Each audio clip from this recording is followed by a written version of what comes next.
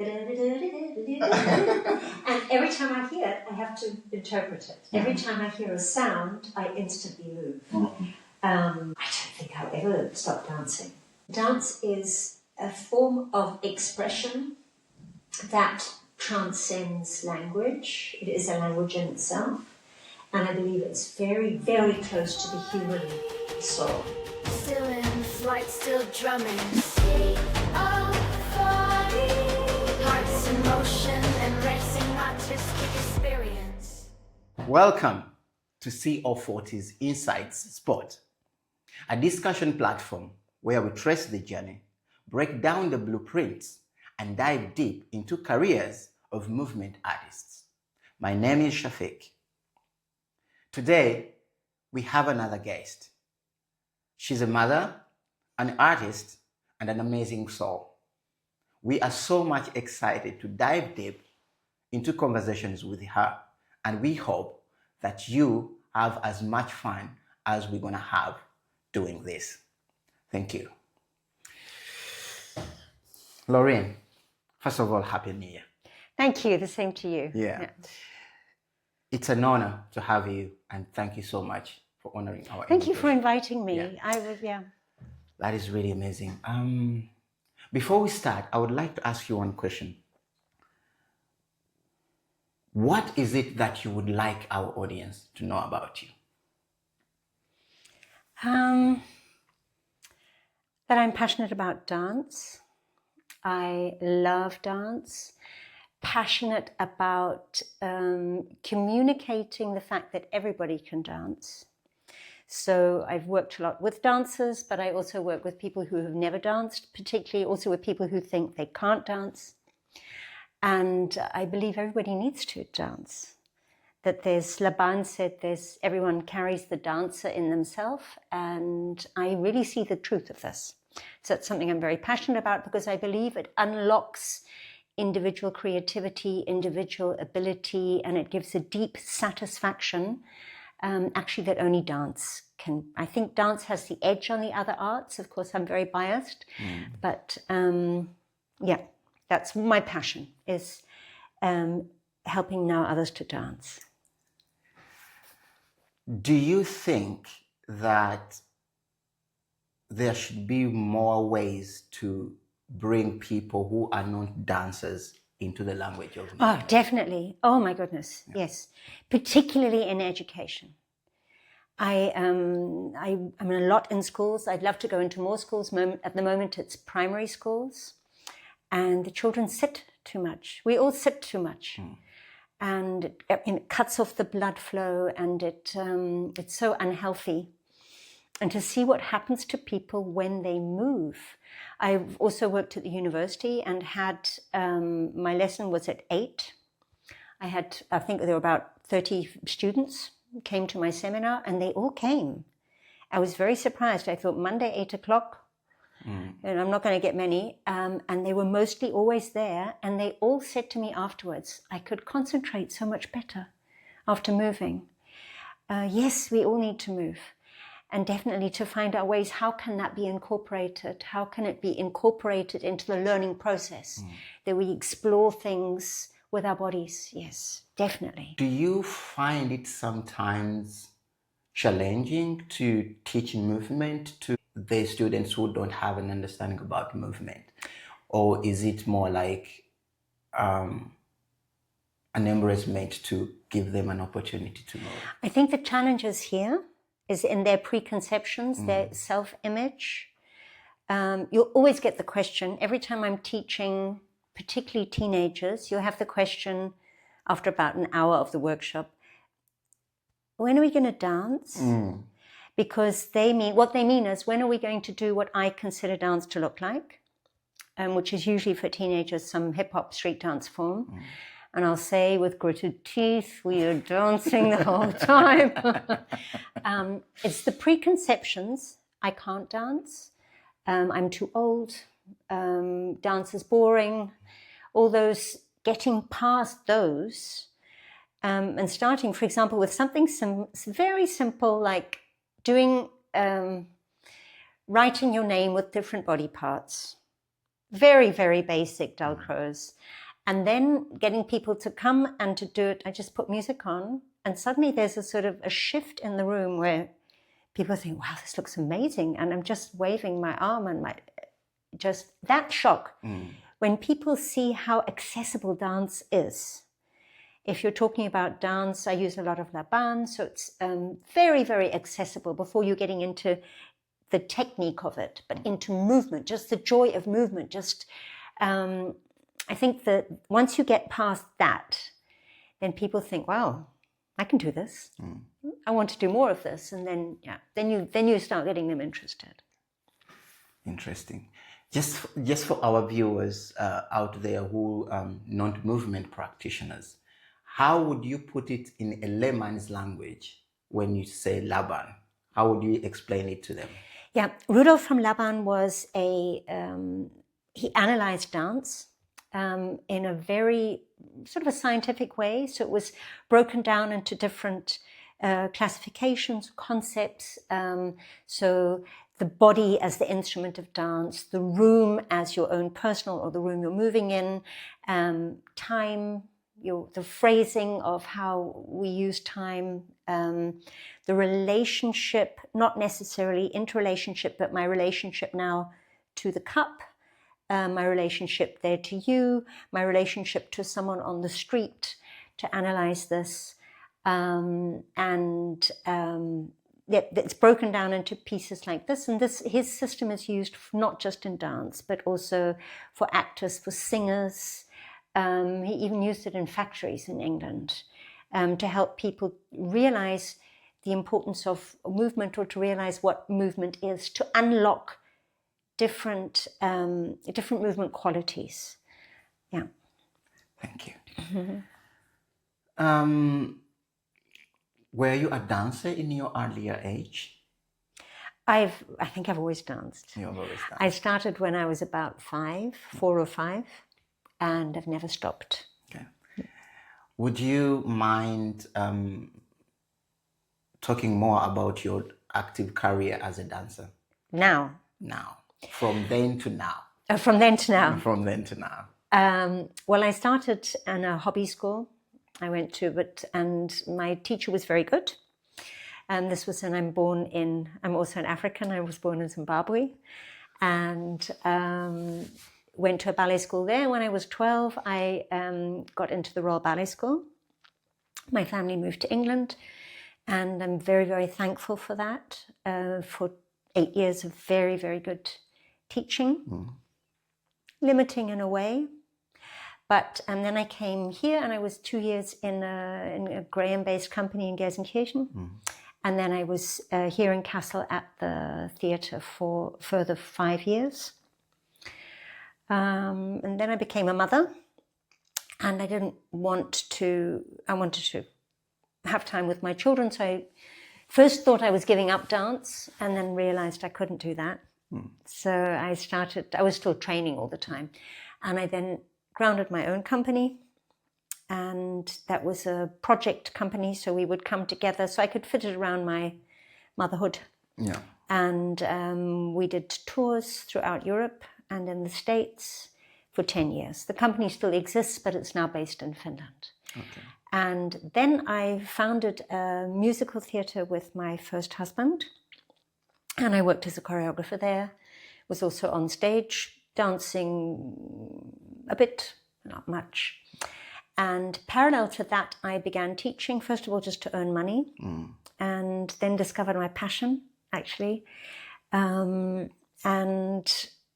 I've also studied cultural education in schools.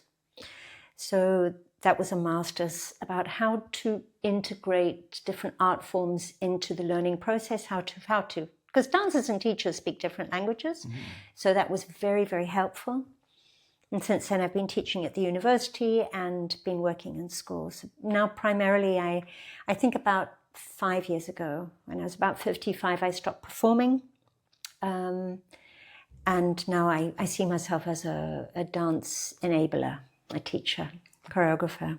Yeah. Thank you. Do you think that becoming a parent had affected your artistic career in a way? Oh, definitely. Greatly enriched it. Definitely. You're suddenly introduced to completely different themes. I noticed I stopped having stage fright. That was the big difference, because I'd have the baby, a little on the side, and I'd sort of be saying, Mummy will be back soon, shoving in the dummy and going dance. I didn't have time for nerves. So that was, once I became a mother, I didn't get nervous on stage anymore. And definitely the enrichment of entering into a child's world and hearing the way they see things from totally different aspects. That, I think, greatly also enriched my choreography and helped me as a teacher. Understanding a child's viewpoint, you have to rethink things,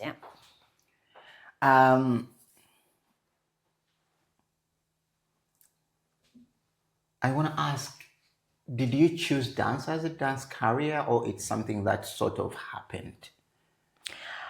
Well, both. I wanted to dance. That was definitely what I wanted to do. I got into. I almost feel I stumbled into the Royal Ballet School. It was, if I can just say it, I was quite sort of almost by accident, because I wasn't a child that would have done well in an audition situation with the pressure. And because the school year in Africa always goes till December, my mother wrote to the school, and there was a girl in the first year who didn't manage the boarding school life. So they had a place free, and they knew my teacher, and I walked in without an audition. And then the whole possibility of a career opened up. And there was actually never anything else I wanted to do. It's a huge privilege, actually, to be able to have worked as a dancer. I'm very, very thankful for that. I mean, I'm reflecting now on that a little bit. And that would bring me to my next question. Do you think that there should be a possibility for dancers to get into a dance career without doing auditions? Oh, that's a good question. Yeah, I have heard of terrible auditions when people were put under immense pressure. But on the point of view of also having led a company where I then needed a dancer, particularly men, and then just sort of, you've got dance shoes, you know how, well, come, please. I do think it's important for the director, for the choreographer to be able to, or for the director, if I'm going to be working with a person, to see how quickly do they learn how. I think the way an audition is structured, that's important. I've been to sort of cattle market auditions. I was once in Nancy, and there were, I think, like 250 people there. So we had numbers. And then they just went, and we were sort of squished on the bar, and they just went down the bar saying, merci, merci, merci. So you went all the way to Nancy just to stand at the bar and then go. I made it up to the center. I was really happy. Yeah. That was awful. I think with the sheer number of people applying, it's very, very difficult. But definitely, I don't think it's advantageous to create an audition situation where people feel unsafe. If you can create a situation where they feel safe, where they feel that they can show themselves, then you'll see more of the person or the individual. And how do you think directors or people auditioning to have dancers can do that, to create a safe space through the audition? Of course, it's very different for the individual. I'll give you an example. I once went to a showing of it was a big community dance project in Bielefeld with an amazing director, Zöllig. Yeah, amazing man. And there were 100 people there. I hadn't mailed him. I walked in through the door, 100 people in the room, and he looked at me and he said, "Oh, everybody, this is Loreen Fajgel. She's from Kassel. She'll be here interning for the day." Just that moment, I think sort of a welcome culture, just so that people are seen, that they have a chance, I don't know, just you don't need to say the names, but just to be able to be seen, viewed as a person, not as an object. I think that already makes a huge difference. Just a welcoming culture. Yeah. Of course, it's a lot to demand from a director with all the time pressure and the sheer number of people applying. Yeah. Before we continue because I would like to ask you about your career and experience, but before we do that, I would like to go back a little bit to your journey from Zimbabwe to the Royal Ballet School again. Was it a coincidence, or was it more like that something that your parents planned for you to move from Zimbabwe to the Royal Ballet School? No, it was the time of transition from Rhodesia to Zimbabwe. And my father was English, and we had family in England. And it was generally a family decision, we're going to move to England. And I think my mother saw the opportunity because there were others from my ballet school that had gone to the Royal Ballet School. She just tried it. I really feel it was sort of like divine guidance. Yeah. I've known of no one else, one other person, I think, that got in without an audition. It's very unusual. It was, I think, sort of a coincidence, but I feel definitely that there was sort of a guidance to it. Okay. Yeah. I mean, you said Rhodesia for the people who don't know the geographic. Can you simplify? I am that old. No. No, I was born actually in Rhodesia. It's a country I was born in a country that no longer exists. And there was a transition then. As just after we moved, it became first Zimbabwe, Rhodesia, and then Zimbabwe. Okay. Yeah. Thank you for that.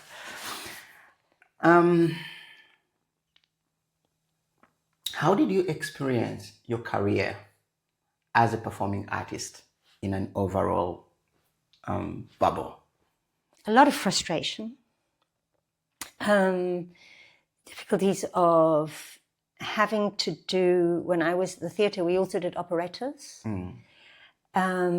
We performed a lot. I think about 20, sometimes 24, 25 performances a month, a lot of double performances at weekends. And we did musicals, which I loved. I really enjoyed.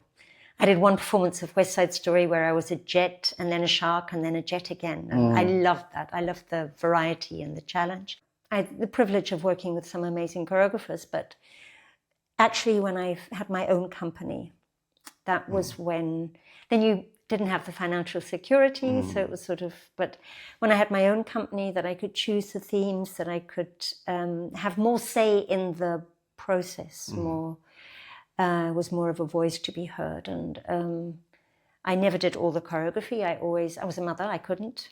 So it was always choreographing with the people who were there. And that I loved, that I really enjoyed, yeah. What made you make your own company then? It was the desire to do something meaningful. I had thought once of leaving dance because I thought I want to give something to society, and can I do this performing what we're doing on stage? I didn't feel that it wasn't moving society or impacting culture in any way other than just entertainment. I wanted to give something back. And I was talking to friends of mine, and we had the idea to have a company. It was called Xaris. From charis, the Greek word means gift. And we thought dance is a gift. And also the ability to have done the dance training I had was a gift. And then we had the idea to do a benefit company where we would perform and collect money for different charities. So this is people I knew that were working. Back then there was the Bosnia War, or for children in Chechnya. There were different conflicts, and if we knew people who were working there, we would collect money and donate it. And this opened completely different doors, because it meant that the dancers who came didn't get much of a salary.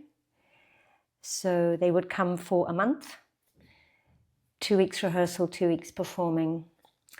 I just wanted to do something more than entertain. That was my desire, yeah. You've been to a lot of performances across theatres in Germany. Do you still think that there is a lot of entertainment in dance and the performances they do on stage, or there is a slight change from how it used to be back then? I think performing mostly classical works, there was definitely more an emphasis on the entertainment, on a certain aesthetic themes. And I think the shift, I work with some contemporary choreographers towards themes that are more relevant maybe to culture today. There has definitely been a shift away from the entertainment. I don't always agree that it's good or necessary. A lot of themes are handled that we maybe don't necessarily need, but this is a personal thing. So maybe there's always someone there who needs to see it. Or, but there has been a shift. Okay. Did you have challenges through your dance career?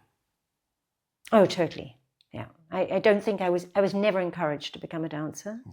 Even at the Royal Ballet School, they said, although I always managed to, we were assessed every year. So every year there were people sent away who could no longer be there. It was very traumatic, actually. But they never encouraged me. They never said, oh my goodness, you are the next star. They actually said, why don't you go to university?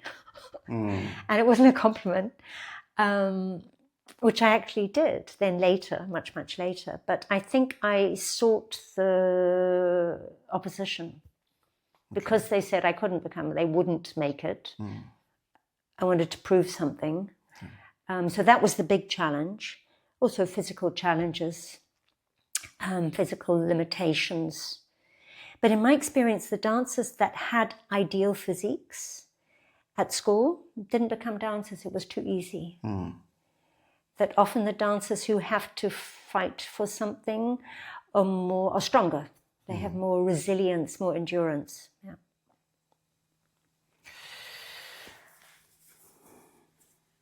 So, did you feel, because you said you felt the resistance, are there slightest of moments where you felt like, okay, even if I felt resistance from the teachers, this moment in time I felt supported, or there is none? Yeah, I mean, if we're talking about school, there was about 5 times where I was praised. And I can still remember the studio, the teacher, the exercise even, because praise was very rare. I came out of school knowing what I couldn't do. And then was very surprised when I got into my first company. I worked with a choreographer then very well known, called Ben Shandowski. And there in that company, of course, it was also criticism, correction, but he worked with everybody. It wasn't, there were 2 soloists, male, female, but everybody was given opportunities.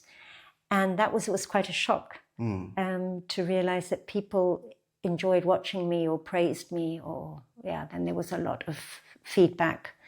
There were 2 teachers at school who saw me and encouraged me. And I think because of them, I became dancers. I became a dancer, yeah.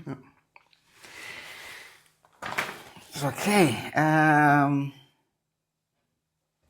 I think you talked about it a little bit, but I still want to ask it. What made you stop dancing and step away from performing?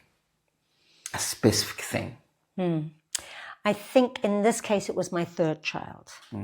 Because I had my first 2 children relatively young. I had 2 children before I was 30. And then when I was 41, best surprise of my life. Okay. It's just amazing. And the challenge, and at the time we were also running the theatre. So it was purely just the challenges of having 2 teenagers and a baby and a theatre and juggling all of that I didn't have as much time to perform. So that was when I began to step more into choreography and teaching. Yeah, that was in my 40s. I was still performing because people would still invite me to do a solo or come and perform in a group thing. But that was when I really drew back and stopped directing the company. Did you get any support from the theatre, or you felt like they were not supporting you in that moment? Well, it was my decision to leave. I had already left the theatre. Okay. So I had 7 years of working at the theatre. Then I had my children, and instantly. So I think I founded my company when I was about 32. So I had 10 years of that before I became a mother. So in that sense, there was no institution behind me. Well, with theatre, then there was a contract free. So it wasn't really an emotional attachment in that sense. Yeah. And what was the most, like you would say, the most not beautiful, but meaningful scenario in working in the theatre, specifically just working in the theatre back then? That's a tough one. That's a really tough one. We did one, I can't remember the choreographer's name, and he's really famous. He came and did a piece which was called Concerto, with 6 men, 6 women, to Shostakovich. That was I think, really the most time where it was about relationships, dynamic. That was where I really felt that I was doing something that suited me, or where I was actually, communicating something real. Otherwise, it's one of the reasons I left the theatre. Okay. I don't really think... There were choreographic evenings where we did our own choreographies, and that was sort of the first window. Someone did a solo to me there was a song by Bob Geldof called Tell Me Why, about a girl who'd done an amok murder at her school. And when she was asked why, she said, "I don't like Mondays." And I did a solo about that, and I thought, wow, I'm actually dancing about something that happened. Otherwise, my time at the theatre was a job. It was a job. And if you have an opportunity now to change something or be a director in the theatre, what would you change to make sure that dance is not a job for dancers, but something they also enjoy doing?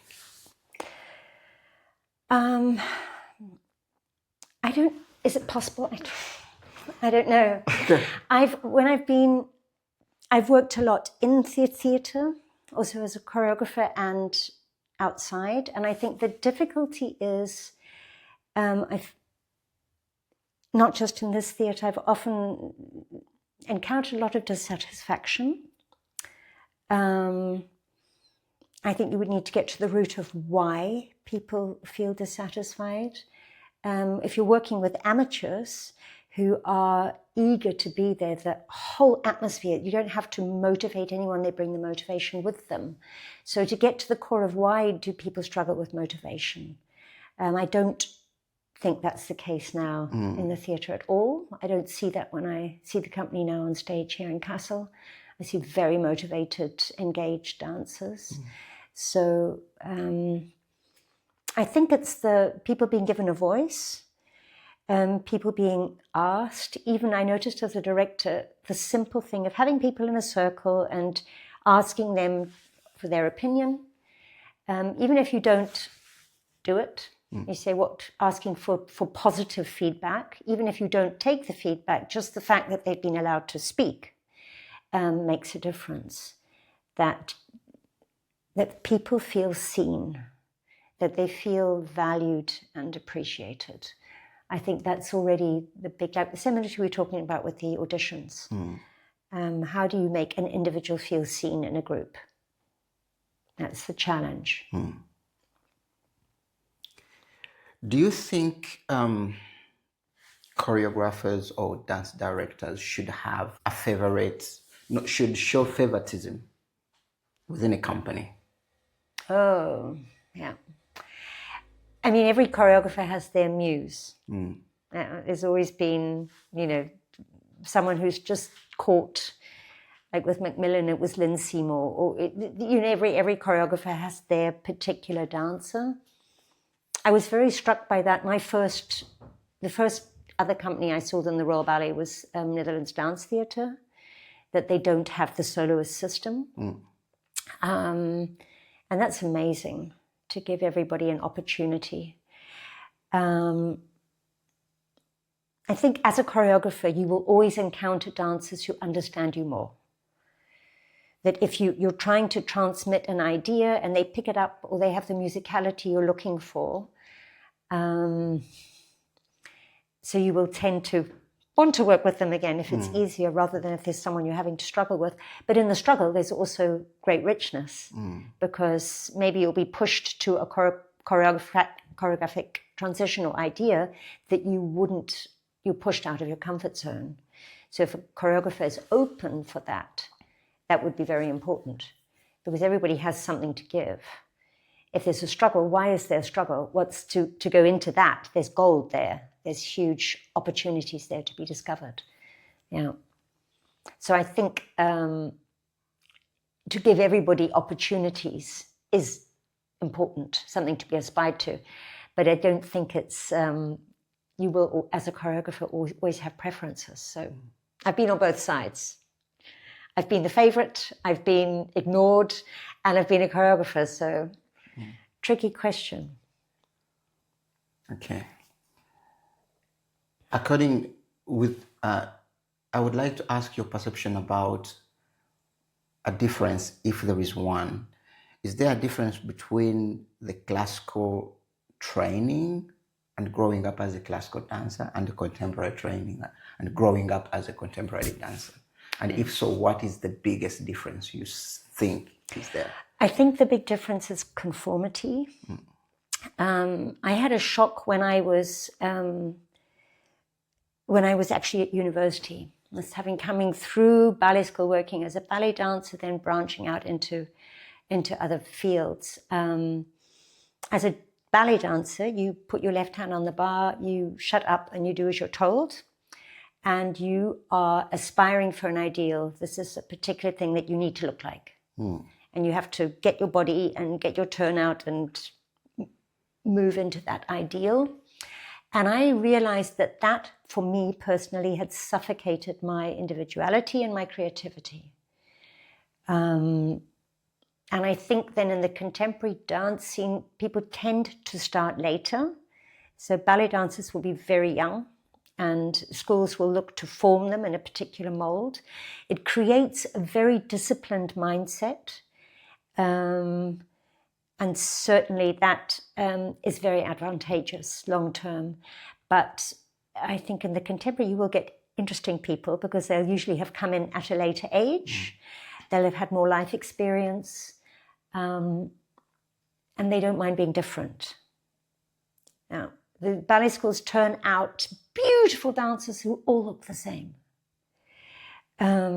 And then you'll get very fine nuances of, the arms are slightly different, or the musicality. But to see completely different people on stage, moving, I think that's actually far more interesting. So I would say it's the encouragement of individuality that you get in contemporary training. I'd say that's one of the big differences.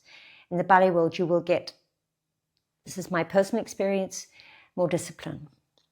That people know what self-discipline, they know how to work. Yeah. In our last conversation with Deborah, there is a topic that came up, and I would like to hear your opinion about it, and it was about eating disorder.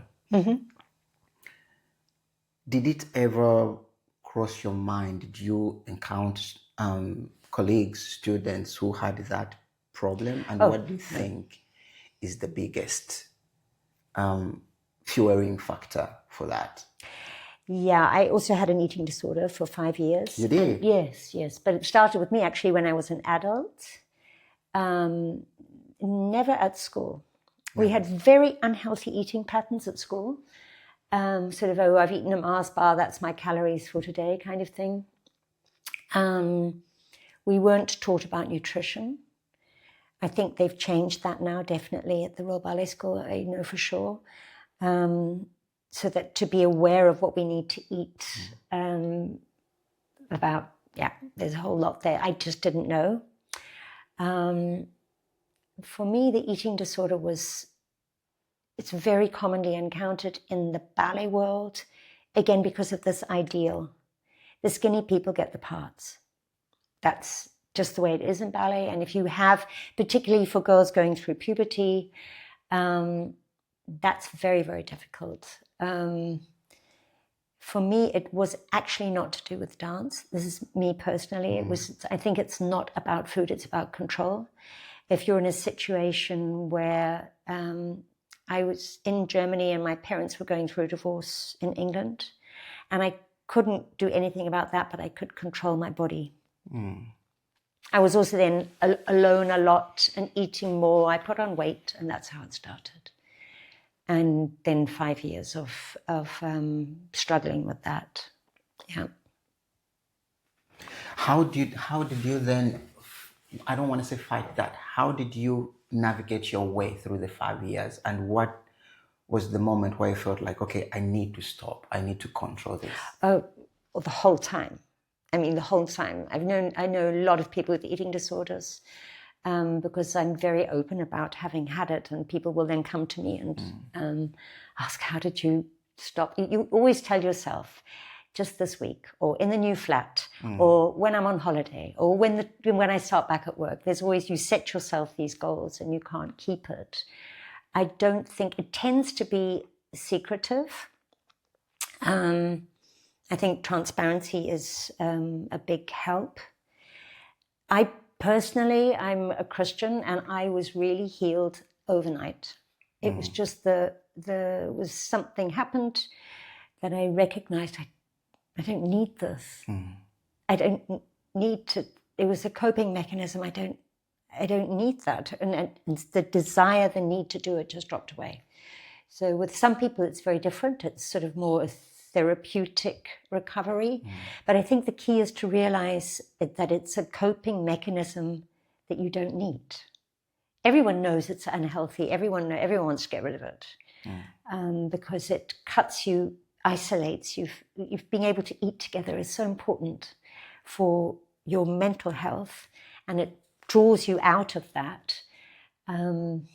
Everybody wants to get out. Nobody enjoys it. But to realize I don't need to do it, that's the key.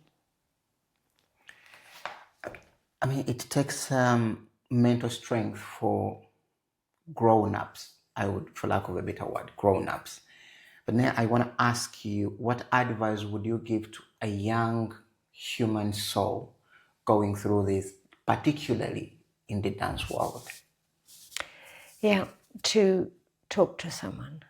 To talk to someone, to find someone who's been through it. They're everywhere. It's very common. I would say at school, probably about 70% of the girls, definitely, that I was with had patterns that I would now recognize as being an eating disorder. And to talk to somebody about it, to share, I think coming out of the secret place with that. That's the first step. All right. I'm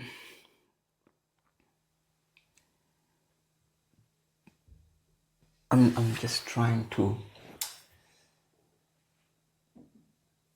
think, because you said that in the ballet world, the skinnier person is more likely to get the role.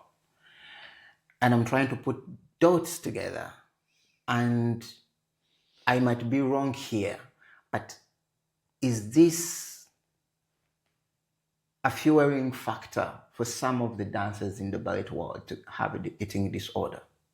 Oh, definitely. To be skinny and fight for that role and keep talking to yourself like, okay, I just need this role. I just need to do this up to when I get this role. Is that, what do you think should happen? I know definitely in England this is happening. There was even a court case that a dancer took the school to court because she said that teachers had noticed and not done anything to help. She lost the case, but it certainly caused a huge, they really began to think the way that teachers are allowed to communicate. Certainly in my time, I know of somebody who went to Dance Theatre of Harlem from the Royal Ballet School. He did a year at the school, and he said all the girls had to step onto the scales. There were scales in the studio, and they were weighed every morning. And that really should be banned. I think to give people, I think people will tend to overeat or develop unhealthy eating habits if they don't feel safe. If there's to allow for emotional health, for people to talk about how can you do that in a company, in a school, for people to talk about their insecurities or their worries, their anxieties, what they feel is out of their control. I think that an eating disorder has to do with control. And as soon as you start talking about the food and the calories, you feed the eating disorder. Because then it becomes, oh, you've got to weigh 45 kilos or you're not going on the holiday. And that's counterproductive because it is then more and more control to get away from food and to find the deep issue, what is underneath it. But certainly, I think that the rise of, excuse me, African-American dancers in America, and also now in the Royal Ballet, there are more people coming in with a different physique. I don't know if there was an amazing dancer who sadly is no longer with us, Michaela de Prince, who was from Sierra Leone, and the strength. Oh my goodness, the jump, it was a different type of physique, and she was not encouraged. And she overcame all those odds, but the strength, I think there is a new, and it's wonderful that you have pioneers like that who are showing this stick insect kind of ideal is actually not beautiful. Is opening the way for classical companies to be open for other dancers. I think that there are companies where you see dancers that are healthier. They'll have more muscle tone than the very, very skinny aesthetic that is so unhealthy. That was very prevalent when I was having my career. Okay. Should dancers, especially in the ballet world, be basing their career on the role they are trying to achieve, or to be a great dancer of who they wish they should be? I would say definitely. I would say every role is enriched by the maturity of the person who approaches it. So definitely realizing, rather not, I want to look like that, but what does ballet look like when I do it? To find your own individual persona, your character, your the expression, your interpretation of a role. And I would advise young dancers to read, to listen to music, to go to theatre, the opera, to read poetry, philosophy, to develop the mindset that is inquiring, to be a learner. And then watching someone like that on stage is amazing because it opens up nuances of a role. Yeah, rather than trying to copy someone else that you've seen. But I think it's based on personal security. If I am secure in who I am as an individual, I will bring much more to the table rather than if I feel I've got to be like that to be good. Then you're just an echo, just a copy. Yeah. What do you think the dance world demands most from dancers? A very high level of physicality. Definitely the performance. It's a lot of pressure having to deliver. I would say the physical pressures. There's a lot of emotional pressures and the worry about, will I get the part? There are some companies where that is fostered, where there'll be 3 people learning a part and only one will get to, of course, do the premiere. So it is a lot of emotional pressure.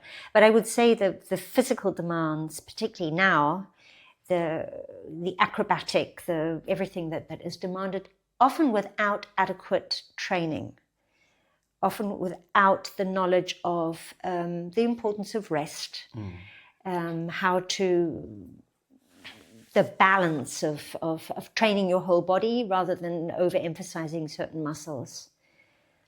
For me, I would say primarily the huge demand of physicality that was interesting. This year we had a reunion with my school class, because in this year we all turned 60. And then we started on, how many knee operations? Who's had it? Someone couldn't come because he was having a hip operation at 60, which is young.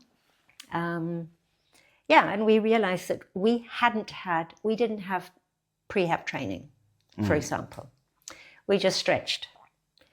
And we weren't properly taught about about conditioning.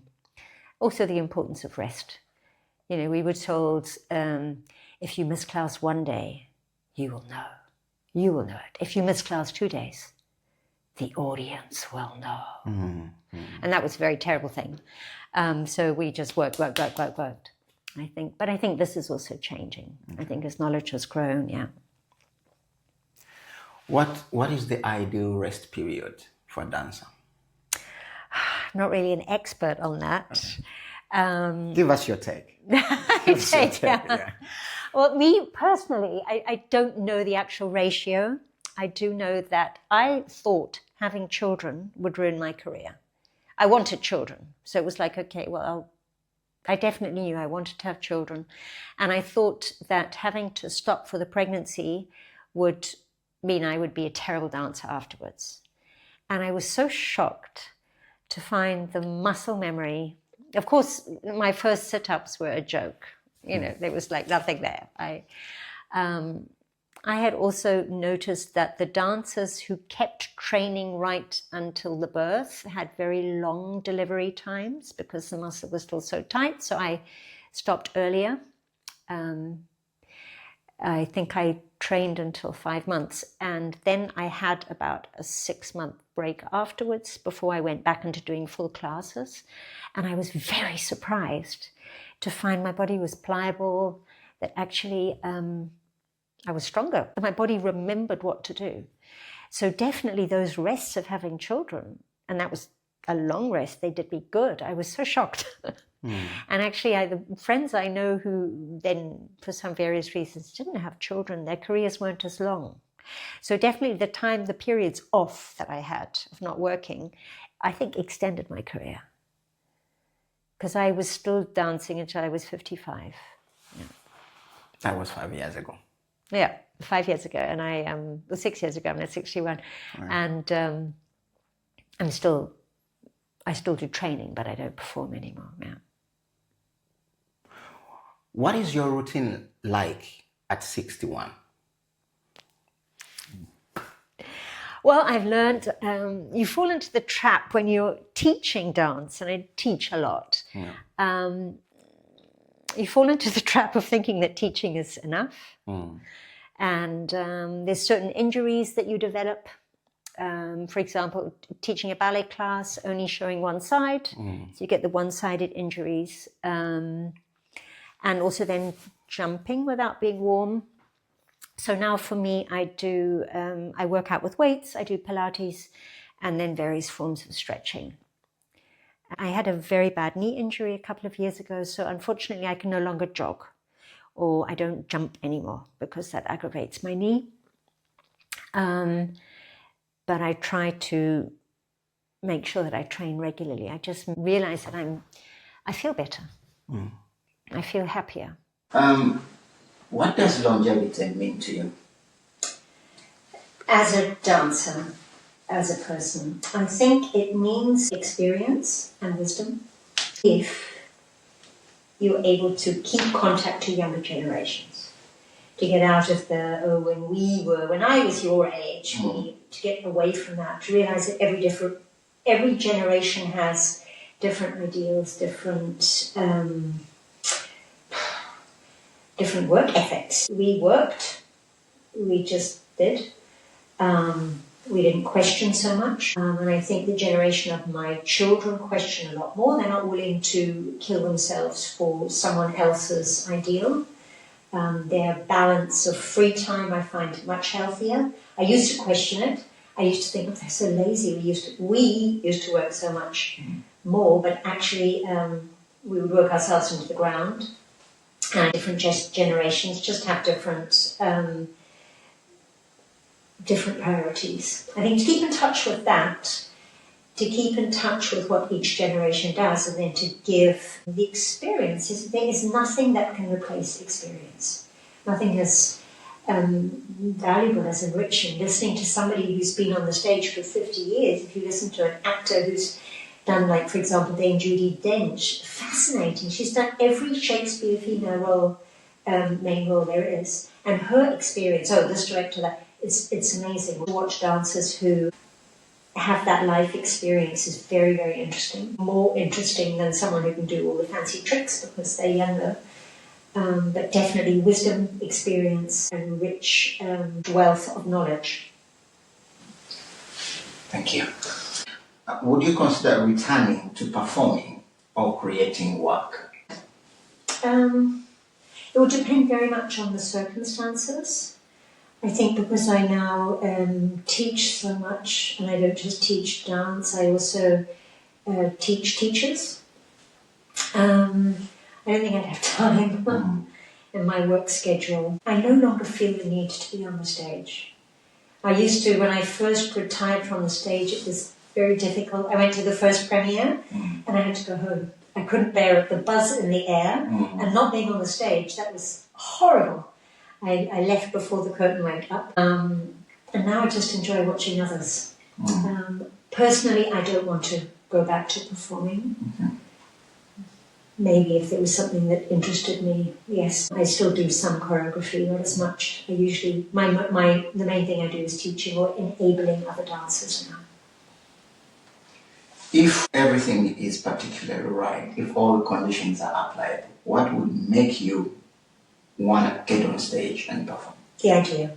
The idea. What's being transmitted? Why is it happening? If it's something that caught me, yes. Why is it being done? Why is it being done? Is it some idea that I'm working with, some issue that's bothering me? I think it would be what is being said.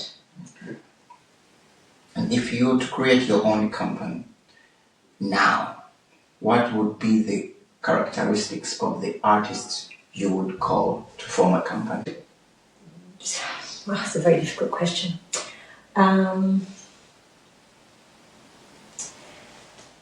For me personally, I enjoy working with artists who have a belief in something, have some kind of faith.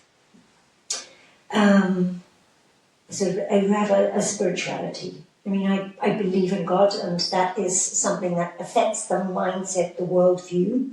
So it's not just about dance. It's about relationship. It's about working with one another. So I would like to work with people who are open to experiencing that without necessarily having to believe it themselves.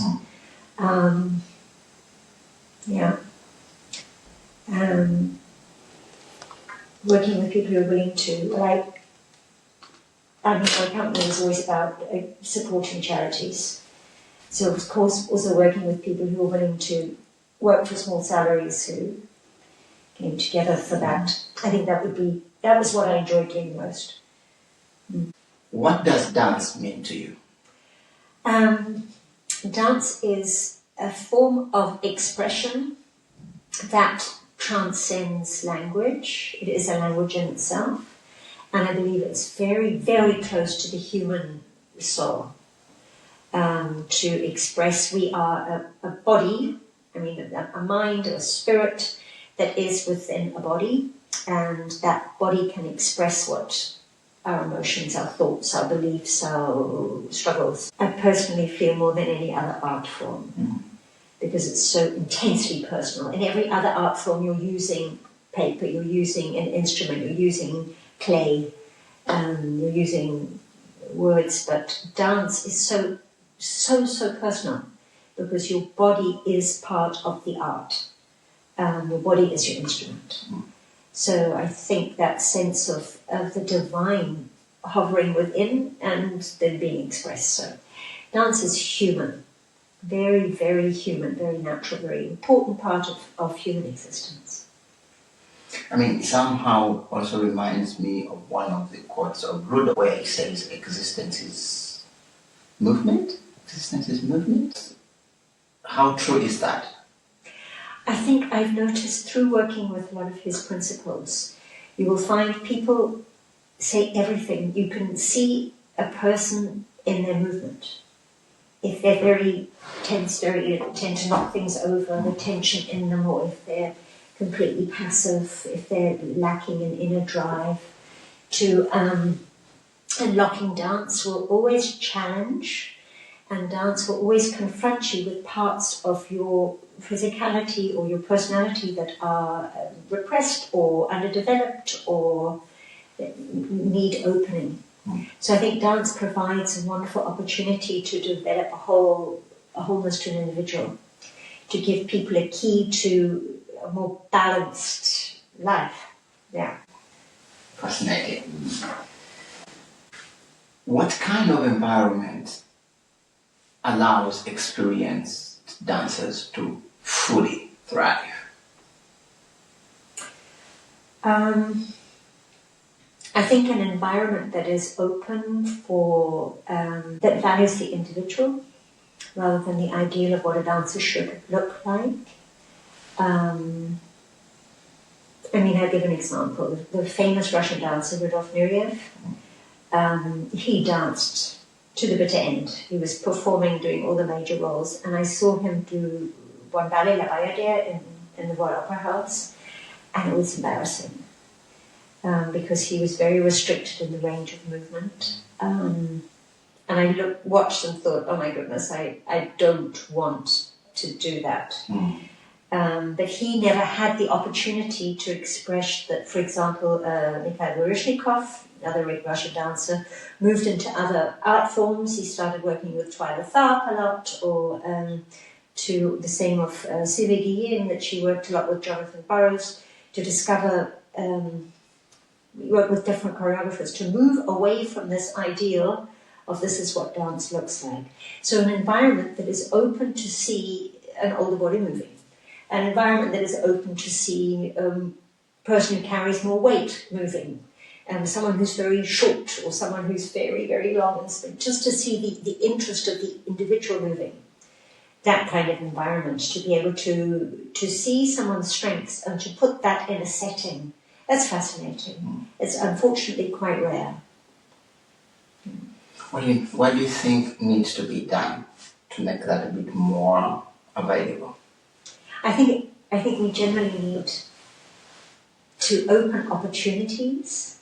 Of course, it's always a question of funding or the importance of money being distributed, but I don't think that's a limitation, to create other stages, other performing opportunities, to go away from the big opera stages, to create dance in a shopping arcade, dance in a field, dance in different environments, so that dance is not a museum piece, something from long ago that you go to revere and that you would never be able to attain, but that dance is accessible and part of daily life. Something that we can touch. What do you think is the most harmful structure for dancers today? I think definitely something that is competitive. Anything that makes someone feel insecure. I think that's poison. Anyway, in any structure. I notice this in schools. Learning is emotional. Learning is voluntary, learning is just only if you are inquisitive, if you're curious. And I think the same could be for the artistic, for any kind of research or development. You need to feel safe. People need to feel safe.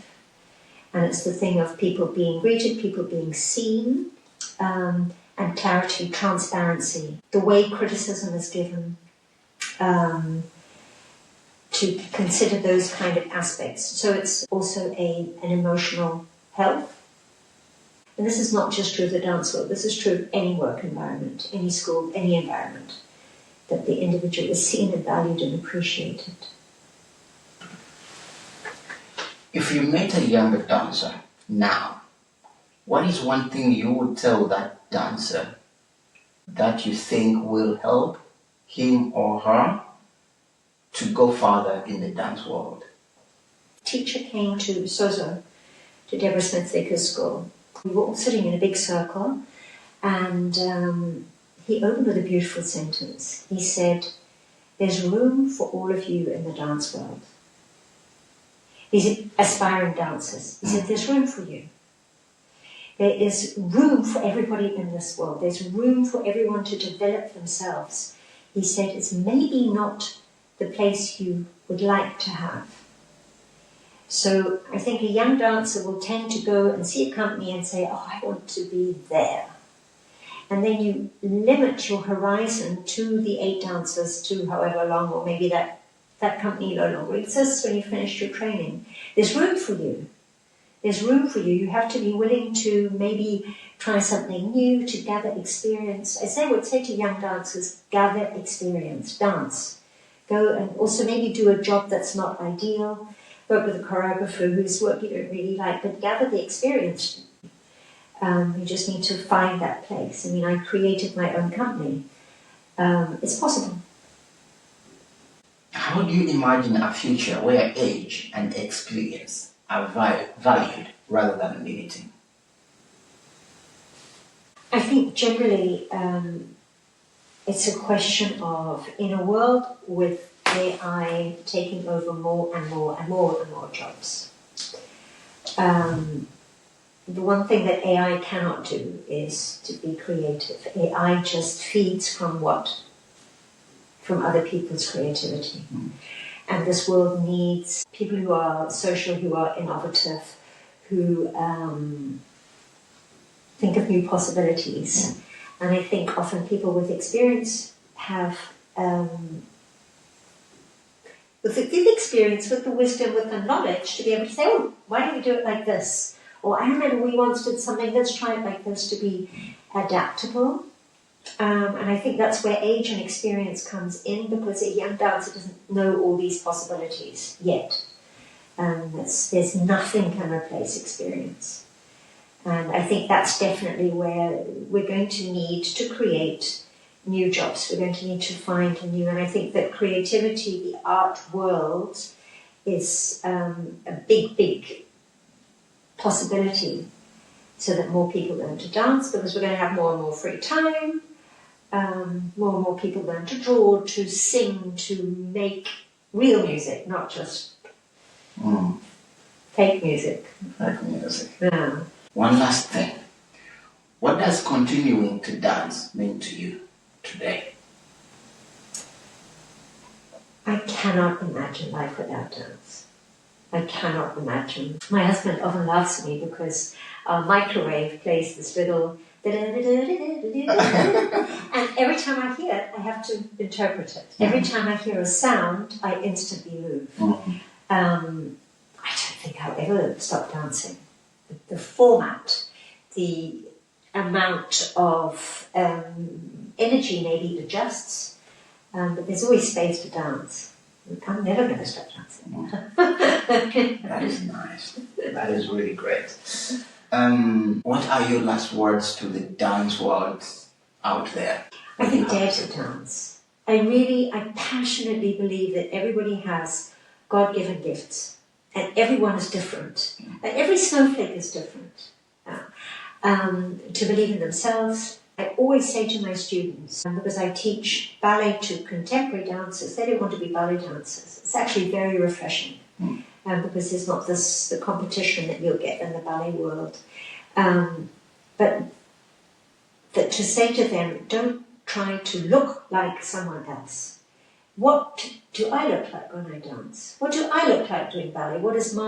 To see dance as a tool of expression, but to dare to be themselves, to dare to dance, to dare to be an individual, to discover what I have. I think it's really interesting.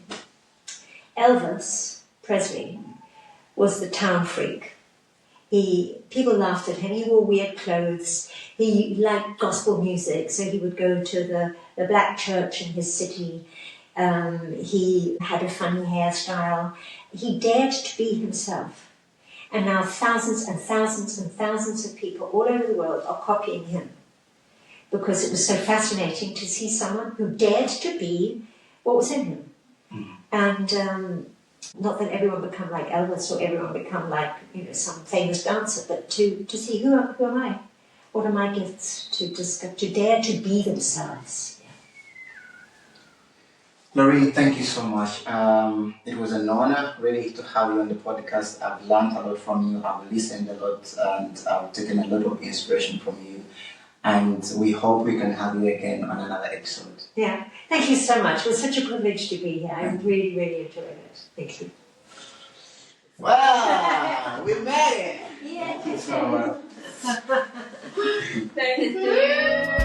Co.40 Hearts in motion.